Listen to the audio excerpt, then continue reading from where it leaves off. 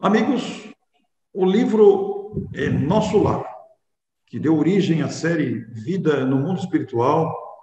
Vários livros compondo essa série, ditada pelo espírito André Luiz ao médium Francisco Cândido Xavier.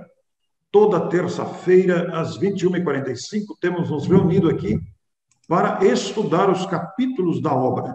Estamos hoje no episódio número 15, coincidente com o capítulo 15, a visita materna.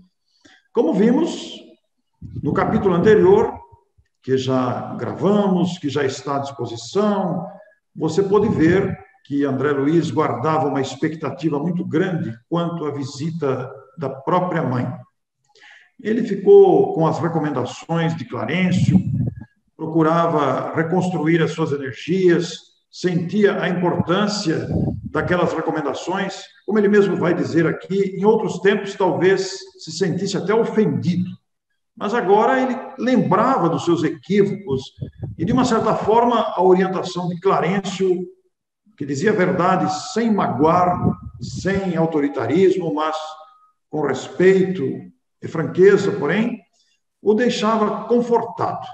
Mas ele estava naquela profundas reflexões em virtude da situação em aprendizado. E agora ele reconhecia que a experiência humana, em hipótese alguma, poderá ser levada à conta de brincadeira. Américo Sucena, esta frase merece uma imagem. De fato, essa imagem e essa frase refletem muito a importância da fala e da reflexão de André Luiz, porque ele viu que o que ele fez da vida não era exatamente aquilo que era esperado, e, portanto, nós todos podemos passar por esse problema. Quando nós não nos conduzimos adequadamente, sempre chega o momento do exame da encarnação que acaba de terminar. O propósito disso não é fazer um próprio julgamento. Nós não seremos julgados, como algumas religiões imaginam. Nós seremos julgados, sim, pela própria consciência, porque é o que está acontecendo com o André Luiz.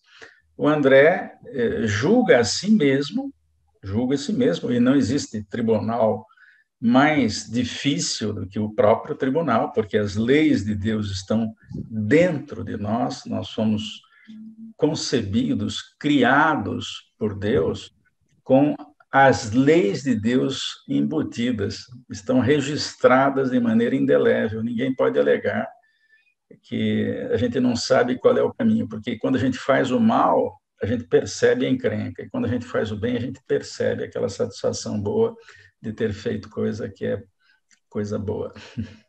Pois é, Américo, você foi feliz aí na expressão que você usou, porque ele mesmo está se julgando, ninguém o está acusando de nada. A franqueza de Clarencio não era uma franqueza rude e de agressão, mas era uma franqueza para que ele verificasse a própria situação, já que ele compreendia agora as oportunidades perdidas e, ao mesmo tempo, reconhecia a hospitalidade de Nosso Lar, onde ele estava. Por isso, ele passou dias em graves e profundas reflexões sobre a própria vida. Mas ele sentia saudade e até uma certa ansiedade do lar terreno, a família, a esposa, os filhos que lá ficaram. Mas ele estava se abstendo, evitava fazer muitas perguntas, porque os amigos espirituais ali, os benfeitores do Ministério de Auxílio, onde ele estava recolhido, todos eles eram generosos com ele. E praticamente ele adivinhava os pensamentos. Então, ele ficava assim na dúvida, será que tal propósito não seria muito oportuno, não? Ele se calava, resignado, mas um pouco triste, saudade da família, reflexões sobre a vida, até que um dia, nessa fase de recolhimento, sem muito entendimento, tentando entender as coisas, o homem é chamado para si mesmo, dentro de si mesmo, na própria consciência, até que um dia o visitador, o Lísias, o seu amigo diário, apareceu radiante no apartamento. Adivinhe quem chegou à sua procura. Nem o próprio Lísias, Américo, conseguiu disfarçar a alegria pela sinceridade do propósito de ajudar o amigo. aquela fisionomia alegre, aqueles olhos brilhantes, não me enganaram. Minha mãe, respondi, diz André, muito confiante.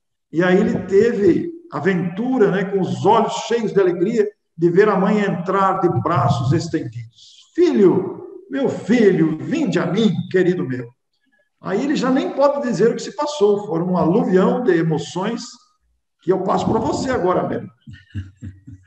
É interessante que a presença da mãe o fez lembrar do período infantil, onde a presença da mãe é intensa, e isso tem um propósito, exatamente para aliviar situações como essa. Eu me lembro até de um filme em que isso acontece, que é o Ratatouille. O Ratatouille tem uma cena mais para o fim, em que um crítico gourmet, que faz crítica de restaurantes, vai verificar quem é que está cozinhando para saber quem que é o chefe daquele restaurante, ou uma série de mudanças e tal, e ele vai lá jantar. E o prato que é entregue a ele, de uma maneira muito sofisticada e tal, o remete a um prato simples da infância, que é o ratatouille, que é um picadinho de legumes. E então ele volta à infância, ele lembra exatamente do instante que, depois de uma queda de bicicleta, muito chateado por ter ralado o joelho, ele procura o lar e a mãe o recebe sem julgamento, sem brigar com ele porque ele caiu da bicicleta, o recebe para comer a comidinha, e a comida fornecida naquele dia, ainda criança, era a mesma e tinha o mesmo sabor da infância muito tempo depois, né?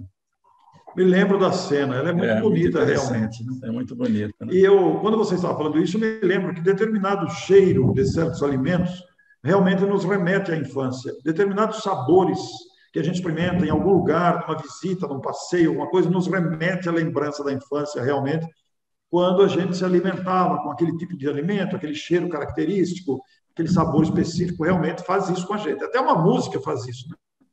É verdade. Então, esses registros infantis, é por isso que é muito importante a infância, do 0 aos 3 anos, segundo terapeutas, psicólogos, psicanalistas, porque é onde você cria as matrizes do desenvolvimento da criança. E, portanto, ele se sentiu como se fosse uma criança ao relembrar a mãe. Ele vai fazer uma referência de que ela estava muito bonita, porque os espíritos remoçam na vida espiritual. Então, e ficam mais bonitos, sobretudo se é um bom espírito. A beleza é um dos ideais do bem. O belo e o bom, eles andam juntos. Então, os espíritos elevados, eles tendem a ficar cada vez mais bonitos. Então, ele percebe uma alegria muito grande ao ver a mãe mais moça e lembra-se da infância como se fosse criança, deita no colo e fica esperando o famoso cafuné. A alegria dele foi tão grande, a emoção dessas lembranças foi tão grande que a mãe até chamou a atenção dele. Não te emociones tanto assim. A alegria também, quando excessiva, costuma castigar o coração. Realmente é uma observação muito interessante essa, porque o exagero traz o desequilíbrio. Né? Mas ele se sentou ao lado dela, né? Ajeitou a cabeça nos joelhos, ali recebendo o conforto do carinho materno. Eu achei muito interessante aqui, Américo, que depois de dizer que se sentia o mais venturoso dos homens, a presença maternal trazia muito conforto ao coração, ele começou a fixar a roupa dela, né? Cópia perfeita dos seus velhos trajes caseiros, notando-lhe o vestido escuro, as meias de lã, a mantilha azul, contemplei a cabeça pequenina, aureolada de fios de neve, as rugas no rosto, o olhar doce e calmo de todos os dias. Aí eu fiquei pensando, Américo, uma cogitação aqui que talvez os próprios telespectadores tenham, porque o espírito tem a possibilidade de modificar a aparência pela plasticidade do perispírito. Será que ela fez isso para atender a memória dele, ou era a memória dele que construía essa imagem? É muito interessante pensar nisso. Eu acho que é ela mesma que se apresentar como era, exatamente para ressaltar, porque se ela mostra de um jeito muito diferente, o filho ia ter dificuldade de identificá-la. Então, até mesmo as ruguinhas ela tinha. Mas usou vestidos que ela usava, caseiros, exatamente para poder se aproximar mais dele. É interessante esse negócio de roupa, né? É um capítulo que tem no Livro dos Médiuns e que mostra que você, quando tem um certo domínio do corpo espiritual, você pode dar a aparência que você quiser ao corpo espiritual. Agora, há espíritos que não conseguem fazer isso, e a gente vai ver isso aqui nesse livro. No nosso lar, tem pessoas que não conseguem modelar o perispírito, então são obrigados a usar roupa para trocá-la, né? Mas dia virá que a gente não precisa de nada, né? Um espírito puro não precisa de roupa, não precisa de sapato, não precisa de carro, não precisa de bicicleta, não precisa de nada, né? Nem celular, né? A mente é o grande celular. E os recursos de energia no universo, eles são abundantes, ninguém passa fome. Então, a gente não sabe bem como é que é isso, mas um espírito nessa categoria bem alto, ele não depende de ninguém, ele se sustenta, ele não precisa ganhar salário, gastar tudo no fim do mês, emprestar quando falta dinheiro, não, porque ele não precisa de nada que nós precisamos aqui na Terra. Mas eu acho muito interessante o detalhe da roupa, né? A mesma imagem do passado presente ali, né? Com rugas, com os detalhes da face, até os gestos, tudo bem, né? Mas as roupas, a lembrança igual, idêntica, é muito bonito isso. E ele estava muito emocionado, a mãe até chamou a atenção dele, ele estava até tremendo, as mãos tremiam de tanto contentamento. E a mãe faz aquela observação com muita serenidade: nunca saberemos agradecer a Deus tamanhas dádivas, acrescentando: o Pai jamais nos esquece. Mas ela também afirmou: quanto tempo de separação, longo tempo, não julgues, porém, que me houvesse esquecido. E aí tem uma frase magistral do capítulo, né, Américo, que você vai ler para nós, porque essa frase merece uma reflexão mais aprofundada. A frase é de grande reflexão. Diz a frase: às vezes a providência separa os corações temporariamente para que aprendamos o amor divino. Muitas vezes a separação, que nos parece um problema, aumenta ainda mais a afeição de uma pessoa por outra. Isso é bem perceptível quando acontece, por exemplo, uma viagem de longa duração entre mãe e filho, por exemplo, ou entre o próprio casal, e às vezes até uma viagem para a vida espiritual, né? Então, longe de ser uma coisa inteiramente ruim, existe o lado bom disso, que é aquela afeição que a gente não ligava muito, porque ela estava sempre próxima. Quando ela distancia, que a gente percebe: nossa, que falta que faz. E isso entrelaça ainda mais, aumenta ainda mais o laço afetivo. Então, é uma providência do Criador, isso vale para planetas de expiação em provas, regeneração, porque durante algum tempo ainda nós vamos contar com esse mecanismo da separação. O mecanismo da perda está previsto, porque as pessoas têm que entrar e uma hora tem que sair do planeta. Então, alguém vai primeiro e alguém vai depois. Agora, os encontros são fantásticos. É interessante porque, diante das explicações da mãe, o conforto da mãe, ele começou a ressentir as chagas terrenas. Se lembrou ali dos conselhos de Clarencio, da presença fraterna de Lísias, para renunciar à reclamação. Mas, ao contato da mãe, as lembranças, parece que tudo isso reabriu as velhas feridas. Daquele pranto de alegria e emoção, ele passou as lágrimas da angústia, relembrando fatos do trâmite terrestre. E aí, copiando as antigas exigências, ele concluiu, né, erroneamente, que minha mãe deveria continuar como repositório de minhas queixas e males sem fim. E aí tem uma observação muito drástica no livro: na Terra, quase sempre as mães não passam de escravas no conceito dos filhos. Olha, Américo, bem grave essa observação. O André entrou no modo vítima. Já que tinha alguém para atender e dar colo, aí ele começou a reclamar de tudo. Você disse bem, alguém para dar colo, né? Quando a gente tem colo, a gente começa a reclamar, que eu sou infeliz, ninguém me ajuda, né? Eu já passei por várias dessas. Então, quando a gente está inconsolável, né, está querendo colo, né? Então, para quem fazia tempo que não via a mãe, quando a mãe chegou, entrou no modo vítima. Muito sério isso, porque é uma tendência e um péssimo hábito que trazemos, né?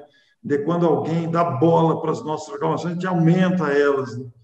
Então, na mesma falsa concepção de outros tempos, como ele escreve aqui, descambei para as confidências dolorosas. A mãe, fraterna, deixando transparecer uma melancolia, ouviu-me, diz ele, calado. E, ó filho, não ignoro as instruções que o nosso generoso Clarencio te passou. Não te queixes. Sentimos-nos agora numa escola diferente, onde aprendemos a ser filhos do Senhor.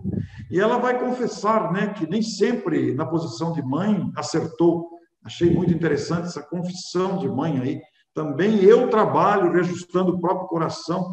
Eu também nem sempre consegui orientar como convinha. A gente sente isso em nós mesmos, né, como pais humanos. Nem sempre a gente acerta, nem sempre a nossa condição é a ideal. Esse diálogo trouxe um momento aí de dois seres que se amam, mãe e filho, e os dois fazendo uma autoavaliação das próprias dificuldades. As tuas lágrimas, disse a mãe, me fazem voltar à paisagem dos sentimentos humanos. Quero dar razão aos seus lamentos. Essa frase também chama muita atenção.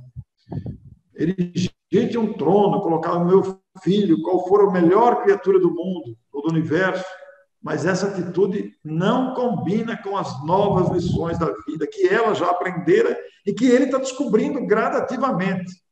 Aqui é muito diferente. É indispensável atender, antes de tudo, ao Senhor. E disse mais ainda, não és o único homem desencarnado a reparar os próprios erros. Nem sou também a única mãe a sentir a distante dos entes amados. Em planeta de expiação e provas, nós ainda não agimos com a correção necessária, mas estamos em processo de aprendizado. Esse processo é longo, não há como, não existe salto nesse mecanismo.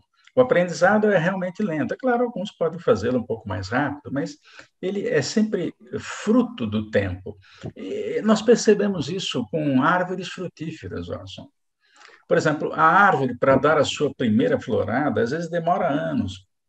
Por exemplo, quem planta tâmaras, eu não digo agora, porque tem tecnologia, mas quem plantava tâmara há séculos atrás, não colhia tâmaras, porque a árvore demora 80 anos para dar as primeiras floradas, dar os primeiros frutos. Então, cada árvore de determinada espécie tem um tempo de maturação. E nós estamos aí nesse tempo ainda, nós estamos maturando uma série de coisas. Há coisas que nós já fazemos melhor e coisas que ainda não fazemos. Mas o propósito é justamente nós aprimorarmos isso e errarmos menos. Quem é que erra menos? Quem tem mais experiência. É assim. Quando é que uma pessoa vira consultor de um determinado assunto? Depois ela tem uma vida inteira fazendo a mesma coisa. Senão ela não vai dar consultoria nunca, se ela não fizer muito tempo a mesma coisa. Então, o consultor é o que erra menos. Por quê? Porque ele fez muitas vezes aquilo. Então, esse é um mecanismo natural. A gente tem que entender isso. Nós estamos sujeitos a erro. Não existe nenhuma habilidade humana, de qualquer profissão que seja, que não seja adquirida pelo mecanismo de erro e de acerto. Não existe. Que coisa profunda pensar nisso, nos mecanismos familiares, nos relacionamentos familiares, mães, pais, filhos, entre eles, entre si. Isso lembra muito o planejamento reencarnatório, um assunto fantástico para ser abordado, e já passamos por ele, vamos passar outras vezes. Mas ela, vendo a atitude dele de reclamação, a tendência ao lamento, ela falou, vamos aproveitar os minutos, ao invés de ficarmos nas lamentações, vamos aqui dar as expansões de amor, de carinho, de lembranças carinhosas. fiquemos felizes, filho, chama a atenção dele, trabalhemos incessantemente. E o conclama, modifique a tua atitude mental. Modifique a atitude mental. Ela fica, conforta-me tua confiança em meu carinho. Experimento muita felicidade em tua ternura filial, mas não posso retroceder nas minhas experiências. Até porque ela também está num processo de amadurecimento, embora numa escala maior que ele. Lá na escala maior, como nós vamos ver no próximo capítulo, na escala maior ela também tem os desafios próprios, inclusive com outros familiares, o marido, os outros filhos, nós vamos ver isso no próximo capítulo. E ela conclama, amemos agora como o grande segredo do amor divino. Então, esse era o momento de reencontro que era possível recordar exatamente os momentos felizes que eles tiveram, né? Então, lembrar das brincadeiras infantis, ela lembrar das primeiras palavras dele, quando estava aprendendo a falar, o primeiro passo, a primeira caminhada. Então, depois que a gente reencontra alguém que não vê há muitos anos, é natural que você recorde os momentos felizes. Então, ele entrou no modo vítima e começou a reclamar, e ela corrigiu, olha, aqui não é mais assim, a gente já sabe que não deve ser assim, porque senão nós vamos continuar repetindo aquilo que ainda se faz na Terra. Mas isso também na Terra vai mudar, né, Orson? Um dia nós vamos tratarmos uns aos outros, sobretudo filhos, de uma maneira muito diferente, muito mais aperfeiçoada. Para isso, há vários espíritos encarnados, o que já encarnaram ou estão ainda encarnados, trazendo lições a respeito do comportamento humano. Como é que nós devemos proceder com relação ao comportamento humano?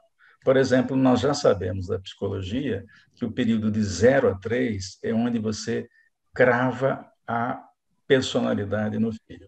Ele traz uma personalidade das outras vidas, que é o resumo de todas as vidas anteriores, e quando chega aqui, nesses primeiros anos, por incrível que pareça, a gente vai dizer assim, a criança não entende nada, entende tudo, e fica observando os adultos. É ali que se forma a personalidade. Há mais detalhes sobre isso, mas hoje nós já sabemos disso e, portanto, vamos cuidar mais das crianças quando são pequenas ainda, evitando certas conversas, evitando certas repreensões, puxões de orelha e coisas que tais. Essa observação sua me remete novamente à observação anterior, quando você falou da consultoria. O cara vai se tornar consultor depois de muita experiência, depois de ter feito muitas vezes. No caso dos espíritos, é a mesma coisa. No caso da educação infantil, da convivência de pais com filhos e a maneira de educar, a maneira de conduzir a família, também é fruto do amadurecimento coletivo na família, na experiência de vida coletiva que a própria humanidade evolui sem cessar. A contribuição da psicologia, a psicologia infantil, todo esse emaranhado de conhecimentos novos que a humanidade foi aprendendo a administrar, a conhecer e a sentir na prática, fazem esse trabalho de consultoria desses espíritos que estão reencarnando, né, com esta experiência adicional. Todos nós queremos ser pais e avós melhores a cada dia, né? Isso requer estudo, exatamente um preparo. As reuniões de um centro espírita, às vezes, contemplam a chamada reunião de pais, onde terapeutas, pessoas acostumadas no trato da psicologia, da psicanálise, falam de coisas que são importantes nos relacionamentos familiares para que pais reflitam mais sobre os cuidados infantis. É uma coisa vasta, a gente não vai começar esse assunto aqui, porque temos que nos ater ao capítulo, que, por sinal, está encerrando, e fique imaginando a delícia e o prazer que o André Luiz teve quando, ansiosamente esperando a vinda da mãe, ela aparece determinado dia acompanhando o seu enfermeiro Lísias, né? Foi uma alegria. E ele termina o capítulo aqui dizendo que a sentiu mais amorosa depois de ouvi-la, né? Ele se ergueu respeitoso, sentiu a mais amorosa e mais bela do que nunca. Olha que coisa bonita, a emoção desse instante e de um espírito que aguardou a mãe, que agora pôde refletir com profundidade nos próprios equívocos, nas situações que viveu, nas lições recebidas da mãe e entendendo a nova posição que ali estava enquadrado agora.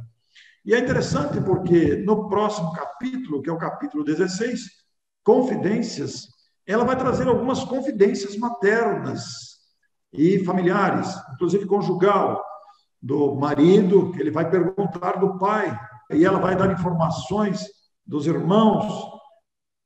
Então, e também, de certa forma, falar das próprias lutas interiores. É um capítulo belíssimo que nós teremos na próxima semana. Então, muito obrigado a você. Até a próxima semana. Muito obrigado. Até a próxima.